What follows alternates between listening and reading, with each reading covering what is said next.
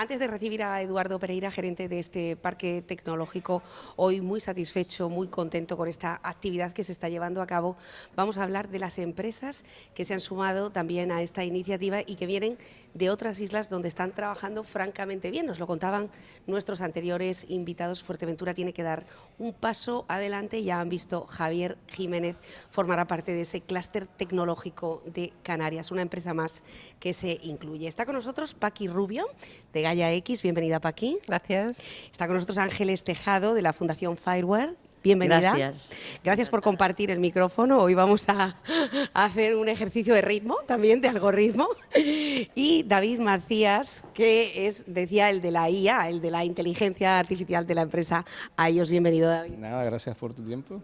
A ver qué tal. Bueno, cualquiera de los tres, sobre cualquiera de los tres nos han dado unas magníficas referencias. Todas las personas que han pasado por este set de Onda Fuerteventura, donde hoy estamos intentando a toda nuestra audiencia explicarles que estos foros son necesarios para el futuro y que además muy concurridos, como han podido ver, y con muchos estudiantes y jóvenes, cosa que nos alegra enormemente. Bueno, ¿cómo están viendo Turilab? Pues a los que nos han dado buenas referencias de Fuerteventura es a nosotros. Nosotras, Ángeles y yo, venimos de la península, somos peninsulares. Yo de toda la vida pensando que era española y ahora somos peninsulares. Esto uno no lo descubre hasta que vive en las islas, hasta que vive en las efectivamente. islas. Hay otras acepciones, pero... Y estamos gratamente sorprendidas, ¿no? Porque lo que está haciendo Turilab aquí es pionero. Lo que ya sabéis que están trabajando en Smart Island, o es la isla inteligente.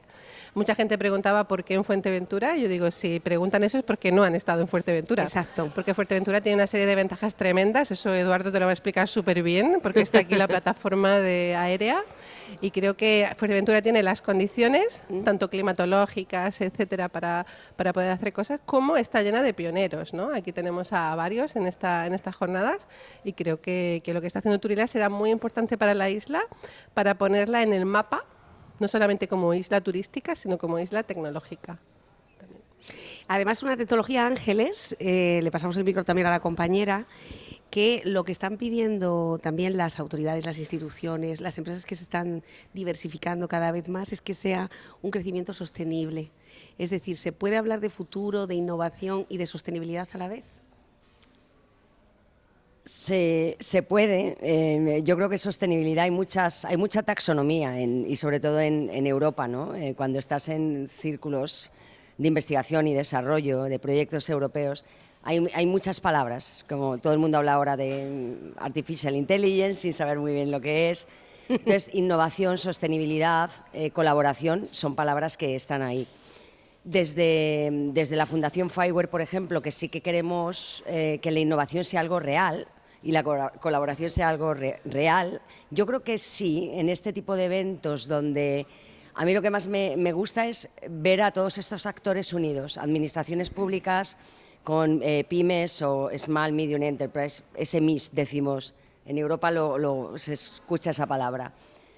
Grandes empresas, parques tecnológicos, estudiantes que tenemos ahora en un hackathon que están estudiantes de segundo grado pensando en cómo resolverían problemas para la isla, ¿vale? Considerando pues primero el impacto a nivel medioambiental, de sostenibilidad, de bienestar y felicidad para los ciudadanos, la parte tecnológica que siempre está ahí y luego pues también los objetos que nos rodean, ¿no? Entonces es complicado explicar cómo desde Fireware creemos que podría haber una forma de tratar los datos y la información que al final tuviera cierta repercusión en el bienestar de las personas y en la sostenibilidad de la economía, pero sería un poco complejo de explicar. Pero yo creo que fomentando la colaboración entre empresas en regiones y en áreas donde el acceso a la tecnología no siempre es tan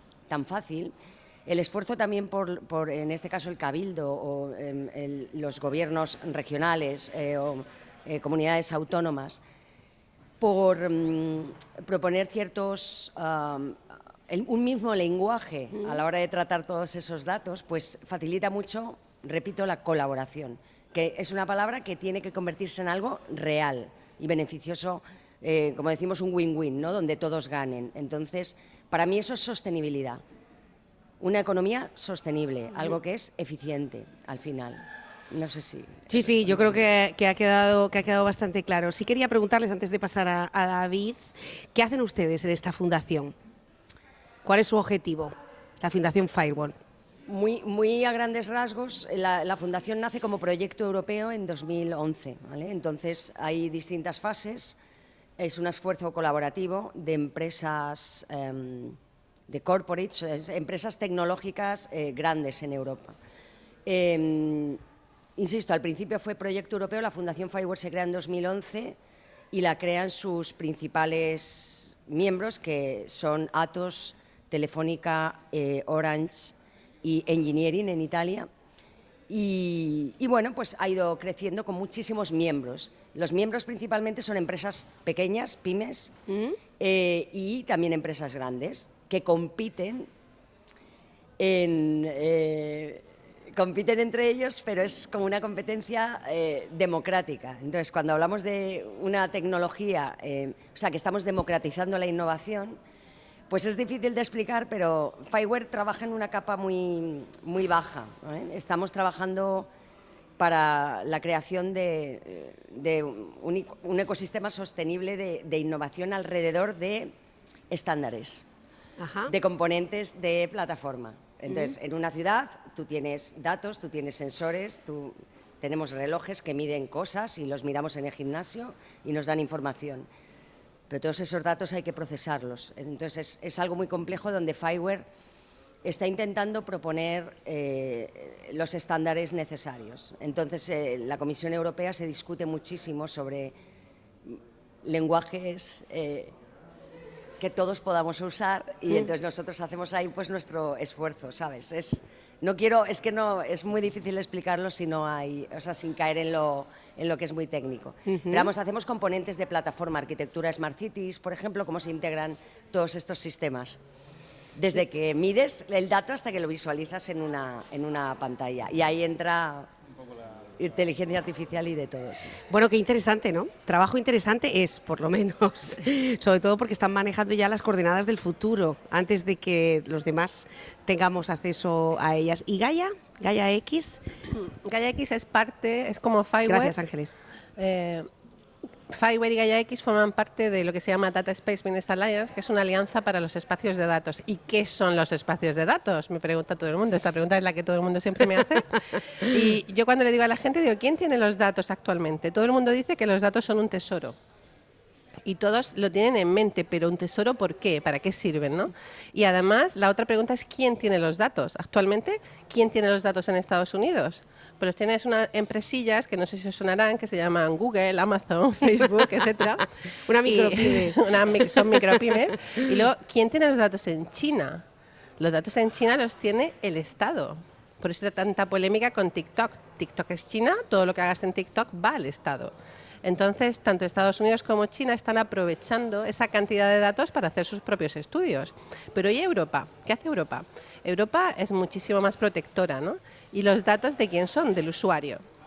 Al ser los datos del usuario no tenemos esa cantidad de datos tan grande a la que le podamos sacar valor, con lo cual la única solución para Europa es colaborar, como bien decía Ángeles, y compartir esos datos, pero compartir esos datos de forma segura.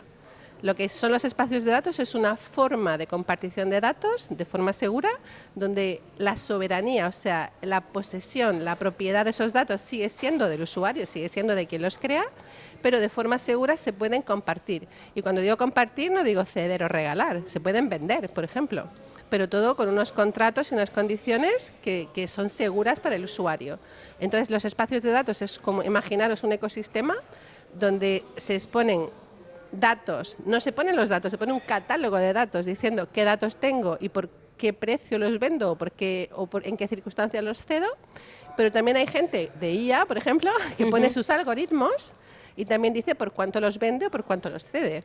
Entonces, en ese espacio de datos, tanto datos como algoritmos se van compartiendo. Y esta es la forma que tiene Europa a base de estándares. Claro, como todo es estándar, la idea es que de forma con la interoperabilidad tú tengas acceso a cualquier dato de Europa que esté en un espacio de datos. Con lo cual, en resumidas cuentas, lo que hace tanto Gaia X como Firewall y otras iniciativas de espacio de datos es promocionar el uso compartido de los datos. Y para eso estamos aquí en la isla, para convencer a las empresas de la isla que compartan sus datos siempre de forma segura, etcétera, y para que todos ganemos con eso. ¿Qué podemos ganar? ¿Por qué puedo ganar? Por ejemplo, el otro día ponía un ejemplo de que si yo comparto los datos de todos los hoteles de forma anonimizada, esto ya se está haciendo, lo que estoy contando no es una ilusión, se está haciendo ya en Turismo Valencia y Turismo Andaluz, por ejemplo. Tienen una plataforma donde los datos ponen de forma voluntaria, los hoteles ponen precio de habitación, fecha de ocupación, etcétera, y todo eso de forma anonimizada. Con eso tienen acceso y son capaces de ver cuándo hacer una promoción. Por ejemplo, se hizo un estudio de hoteles, apartamentos, campings en Andalucía, más datos históricos del Ministerio de Turismo, y vieron que era, con inteligencia artificial, vieron que era una buena oportunidad hacer promoción de turismo en Andalucía en mayo para campings. Y que además se hiciera en Noruega, porque a los noruegos les gustan los campings, y se hiciera la tercera semana de enero, porque los noruegos suelen reservar con 3 meses de antelación. Y entonces, esa campaña fue un éxito, tener en cuenta que estamos utilizando datos que estaban ahí que nadie utilizaba para una campaña concreta, con una promoción concreta y un hecho concreto. Eso es lo que nosotros decimos de darle valor al dato. Datos que estaban ahí no se utilizaban y para darle valor se utilizan para algo concreto. Pero esos mismos datos podríamos haberlos utilizado para hacer una previsión de la ocupación, para hacer una previsión de la formación, que hubiera podido ser interesante, por ejemplo, para la Junta de Andalucía, y ordenar y planificar su formación. Todo esto, yo siempre digo que Canarias es fantástico, es como un parque temático del turismo. Puedes ir a una isla y hacer algo totalmente diferente. Imaginaros las diferentes campañas de promoción que se pueden hacer en Canarias: turismo volcánico, turismo de surf, turismo de senderismo en La Palma, turismo volcánico en Lanzarote, turismo, o sea, como veis me conozco todas las islas. Sí. Y sería fantástico para Canarias contar con esta inteligencia, estas islas inteligentes, donde los datos se compartan y se puedan sacar promociones comunes incluso, o hacer una estrategia común de turismo. Fijaros el impacto que podría tener. Pues a eso nos dedicamos en Gaia X y en Fireware. Bueno, qué interesante, y nosotros contando noticias, así, y estas personas haciendo estas cosas tan maravillosas.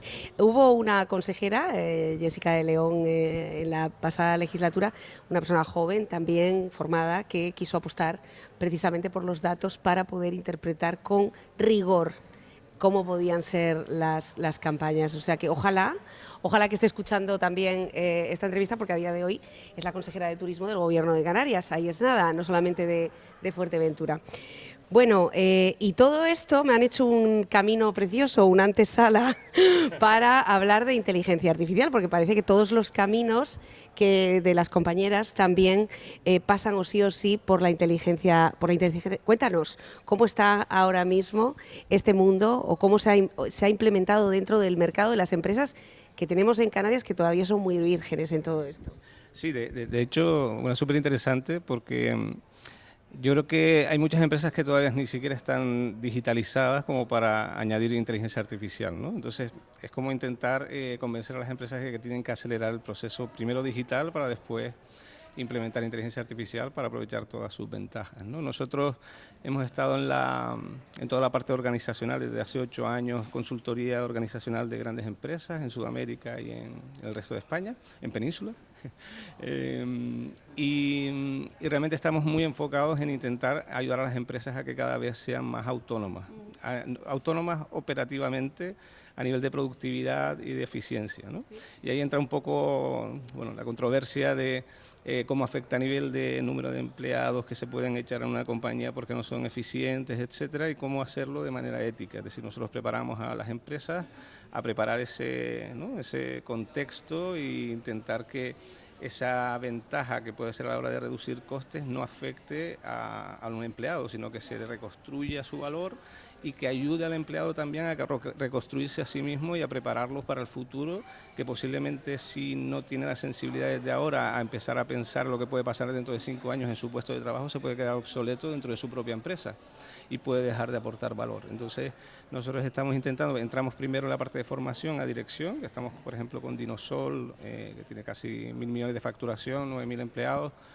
con YouPlanet en Barcelona, en Chile una universidad que se llama UDEC, estamos ayudándoles a implementar gradualmente inteligencia artificial, aprovechar la tecnología para crear empresas más organizadas, que superen su techo operativo y que se implemente tecnología para mejorar la empresa y su día a día operativo. Sobre todo para eliminar las tareas repetitivas que no hacen a un empleado feliz al final, porque muchas veces tengo casos de gente que lleva 20 años copiando y pegando celdas en Excel de manera que lleva desde hace 20 años copiando y pegando celdas o respondiendo soporte desde hace 5 años en WhatsApp de manera manual, que son tareas que a él como profesional no le hace evolucionar y no creo que les aporte valor ni que fortalezca su currículum en el futuro. Entonces hay una falta todavía de responsabilidad, primero a nivel política y después a nivel empresarial, de sensibilizar sobre lo que viene, que realmente viene de manera contundente y que no va a mirar de reojo ni va a estar haciendo excepciones con ciertos perfiles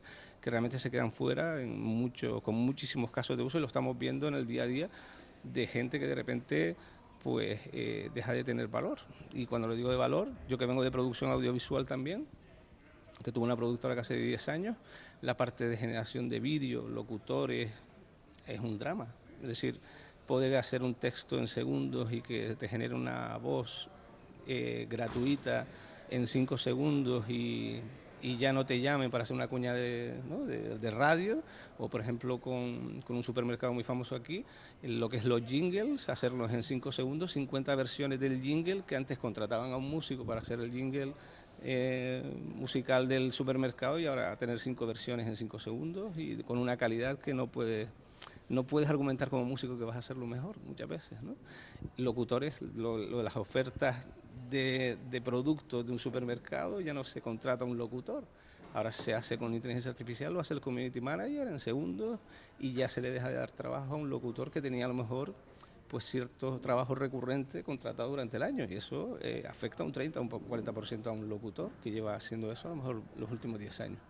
Entonces, la gente todavía no es consciente, y no es por ser un poco negativo, pero la gente no es consciente. Yo estoy divulgando un poco desde hace ya, desde 2017, desde 2017 ya empezamos a utilizar inteligencia artificial en la empresa, y los últimos 3 años hemos creado más de 8 software de inteligencia artificial, y ahora estamos creando un software para ayudar a las compañías a que implementen con una metodología. Hay un libro que lancé hace menos de un año, una metodología para implementar de manera segura y que realmente aporte a nivel social valor, porque las empresas al final tienen una responsabilidad con sus empleados y no puede ser todo relacionado con aumentar la productividad, aumentar el margen, etcétera, sino cómo también deberían de tener las empresas la responsabilidad de preparar a sus empleados para el futuro, ¿no? Porque creo que forma parte de esa cultura que todavía la gente no es consciente del impacto que puede llegar a ver. Y eso lo estoy viendo en el día a día, ¿eh? Tengo que decir que se pueden sustituir jingle y alguna música, pero no se puede sustituir ni la profesionalidad de Nuria,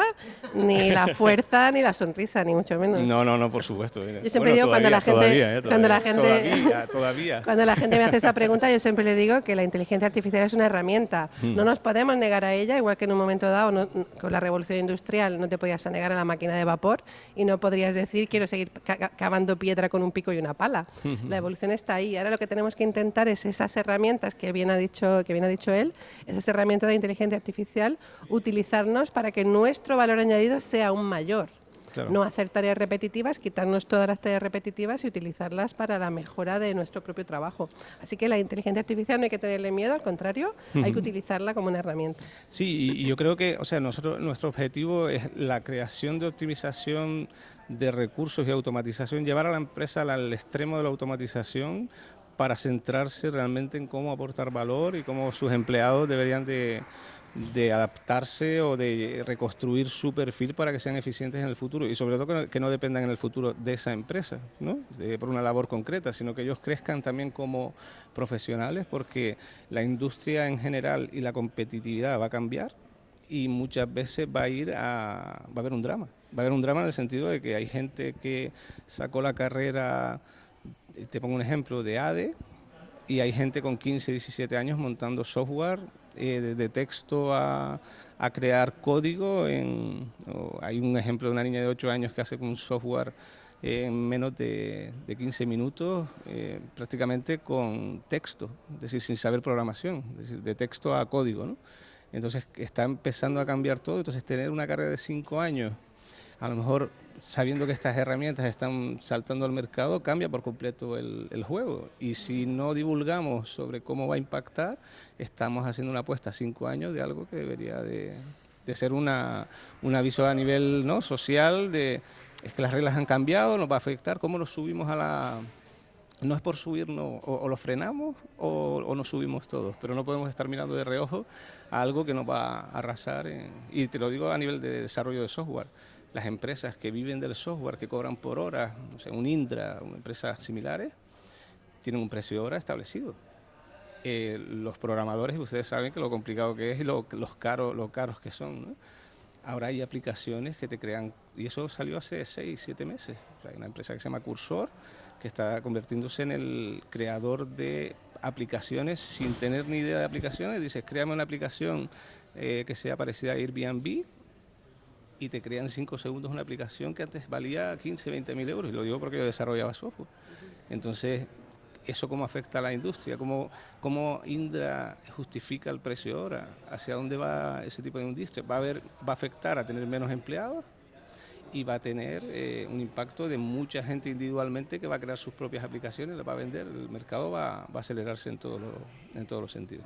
Y a todo esto, David, si me permites, muy interesante, por cierto, ¿eh? Y no sé si el futuro de una productora se está dedicando a esto, creo que por ahí van los tiros. Si las universidades están adaptándose a todo este debate que hoy estamos manteniendo allí, porque efectivamente la Universidad de ADE, por ejemplo, ya va con un retroceso, ya no solamente para la inteligencia artificial o las nuevas aplicaciones y desarrollo, sino para los nuevos tiempos ya vamos mal. Es decir, seguimos con profesores muy obsoletos, con metodologías de estudio muy obsoletas. La universidad sigue anclada en un tiempo que no fue. Nos podría quedar la formación profesional, que se hace dual y además con carácter obligatorio desde el pasado 1 de septiembre. Pero a pesar de ser una cosa anunciada desde hace 4 años, las aulas, los claustros no tienen el personal suficiente como para que esa empresa sea la que pues merezca a todos estos alumnos, porque está preparada, porque puede tutorizar o ser corresponsable de esa educación. Es decir, parece que esto sigue siendo algo que se nos viene encima. Decía el compañero Fran Piñeiro, un iceberg del que solamente estamos viendo la parte de arriba, pero donde se toman las decisiones reales, la administración, las universidades, y donde se está creando todo esto, parece que no, que estamos un poquito atrás, ¿no? Bueno, te puedo contestar esto de varias maneras, ¿no? En algunas universidades sí que son muy proactivas. Es verdad que cambiar los planes de estudio es más lento. La mayoría de las universidades, yo trabajo con gente de la Universidad de Málaga, por ejemplo, no he dicho antes que Gaia X España somos una asociación privada sin ánimo de lucro y tenemos ya más de 125 socios. Fijaros que es un montón para la idea que os he dicho de compartir datos, y tenemos socios como la Universidad de Málaga, la Universidad de la UPM, la Universidad, bueno, la UPC, o sea, Cataluña, Madrid, etcétera. Estas universidades, que son muy proactivas, sí que intentan adaptarse sacando títulos propios. Quieren decir, son pequeños máster que son incluso de 3 meses o 6 meses, y eso lo pueden hacer relativamente rápido. Lo que no pueden es cambiar un plan de estudios completo. Eso sí que los van haciendo poco a poco, pero hay gente súper proactiva, como la Universidad de Málaga, por ejemplo, la de Madrid, que lo que tienen es un observatorio. Como tienen ese observatorio, ellos van previendo cuando tienen que hacer ese cambio y lo van haciendo un poco antes. Entonces, esta gente sí que suele tener títulos antes. O hay personas clarividentes, por ejemplo, el otro día estuve en Córdoba y la Universidad de Córdoba sacó toda la parte de agrónomos con inteligencia artificial hace 8 años. Fijaros qué cantidad, o sea, qué previsión tuvieron, ¿no? Entonces, por una parte sí que se están adaptando las universidades, aunque nos parezca que no, sí lo hacen. La parte más fácil es hacer títulos propios, o incluso hay cosas que ellos llaman píldoras formativas, que son vídeos cortos donde van explicando cosas. Esto es de la parte universitaria. Luego, hay otro tipo de iniciativas, por ejemplo, la Generalitat Valenciana ha sacado... Porque lo que sí es 100% verdad de todo lo que hemos dicho es que hay que adaptarse a la IA, hay que hacer divulgación. Eso para mí es 100% correcto. Entonces hay muchas iniciativas administrativas también. Por ejemplo, Generalitat Valenciana ha sacado una subvención para hacer cursos de innovación disruptiva e IA en asociaciones. al hacerlo en asociaciones, ¿qué haces? Que llegas a mucha gente de golpe. Entonces, nosotros, por ejemplo, yo estoy trabajando en ese tema y hacemos divulgación de IA, les enseñamos herramientas a la gente, etcétera. Entonces, todo esta es la parte administrativa. Y luego, de lo que depende de espacios de datos, que es lo que trabajamos, Fireware y Gaia X, en la Unión Europea hay varios verticales donde se está trabajando mucho en espacios de datos, en compartición de datos, como por ejemplo, nosotros el grupo más fuerte que tenemos es turismo. Por supuesto, aquí en España pues tenemos turismo, agroalimentario, movilidad, industria, salud, comercio, pero uno de los espacios de datos, de los sectores que están teniendo más éxito son los skills, lo que se llaman las capacidades, que todo lo que están intentando trabajar es toda la parte de reskilling, o sea, recapacitación, porque lo que se está intentando es que la gente de alguna manera intentar facilitar mediante datos, de nuevo, inteligencia artificial y compartición de datos, facilitar que la gente se recapacite. Y sí, chicos, tengo malas noticias, los estudiantes nunca se acaba de estudiar. Yo, que no voy a decir nada que tengo, pero acabo de terminar ahora mismo 2 máster, un MBA por un lado y un máster de Data Engineering y Big Data. O sea, no se acaba de estudiar nunca. Yo a lo mejor lo he hecho en forma de máster, pero cualquiera de vosotros lo podéis hacer en forma de cursos, ya sean gratuitos porque los provea la administración o privadamente os queráis matricular en algún curso, pero tenéis que hacerlo.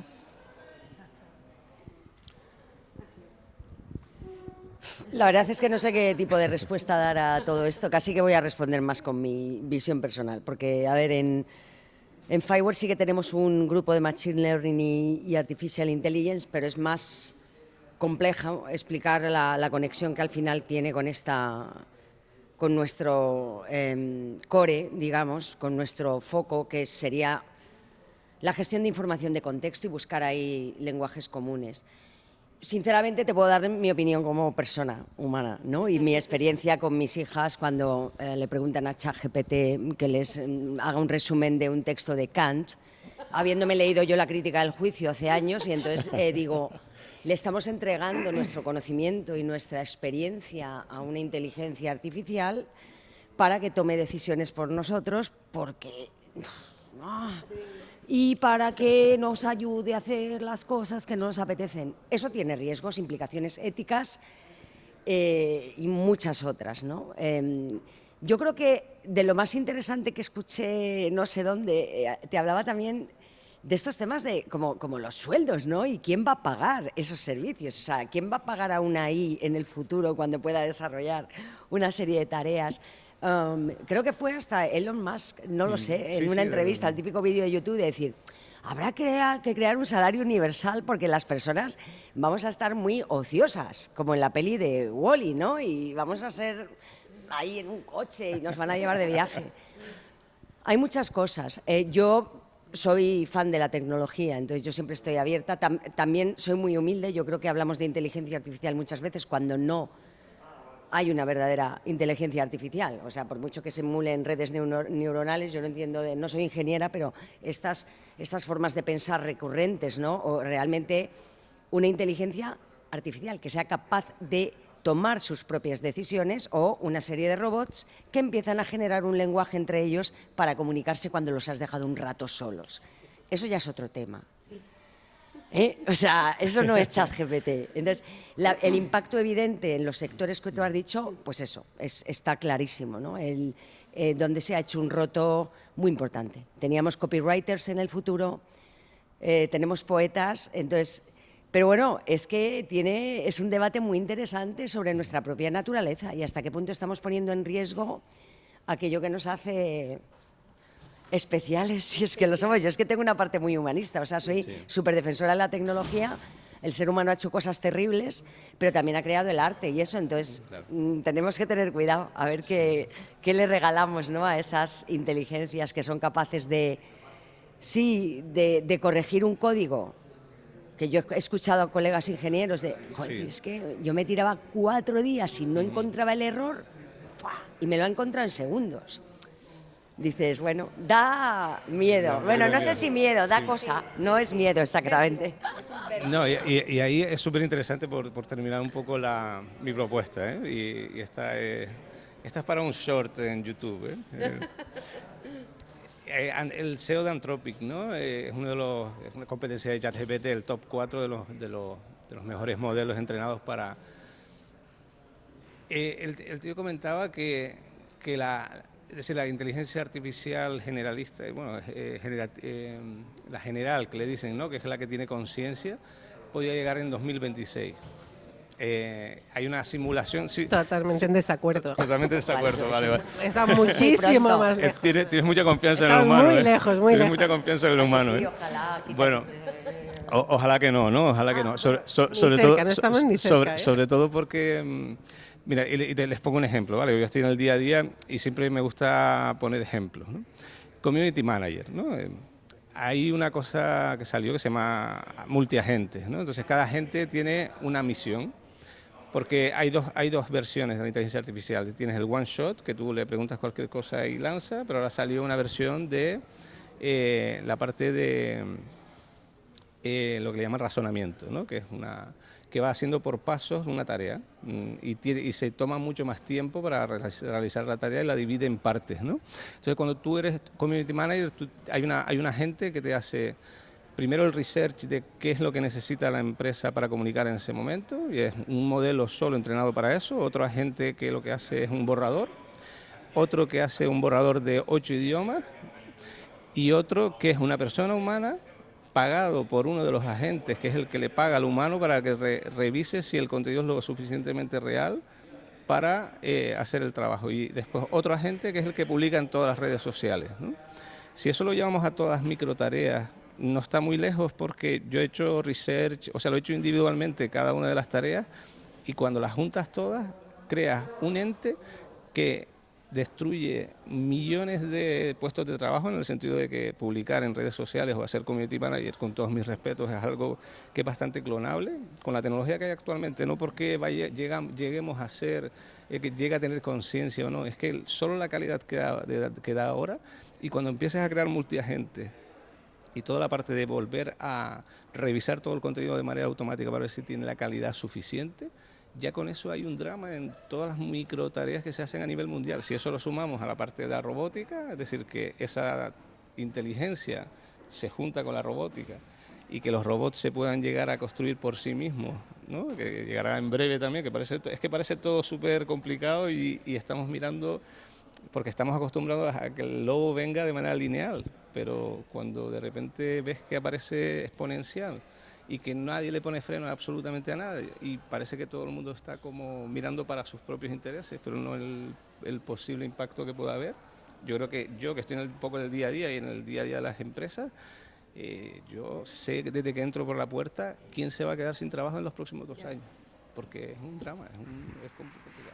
Bueno, fíjense, que hemos empezado hablando de un laboratorio y ya estamos hablando de una realidad que es verdad que da un poco de vértigo, porque, como muy bien apuntaba nuestra invitada, hay una parte humana y hay una parte ética entre nosotros mismos, ¿no? Imagínense esos robots de autoconstrucción que empezarán a tomar decisiones. En fin, parece que nos vamos a una futura película distópica y... Megalópolis. Y sí, bueno, tampoco teníamos internet hace 25 años, ¿no? Y ni siquiera existía este teléfono que estaba tan conectado a todos nuestros datos. Así que bueno, veremos hacia dónde evoluciona. Señores, nos quedamos sin tiempo. Un placer, de verdad. Qué pena que estén tan lejos, porque si no, yo mismo les invitaba a ser parte clave de los debates de Onda Fuerteventura. Gracias por este conocimiento tan generoso y esperemos que evolucionemos positivamente. Muchas gracias. Seguro. Gracias. Un placer. Gracias. Nosotros tenemos como colofón y broche de oro, claro que sí, al gerente de este parque tecnológico, que algún día soñó que todo esto, fíjense, hace 15 años, se podría estar viendo y hablando y comentando en la isla de Fuerteventura. En nuestra próxima entrevista, Eduardo Pereira.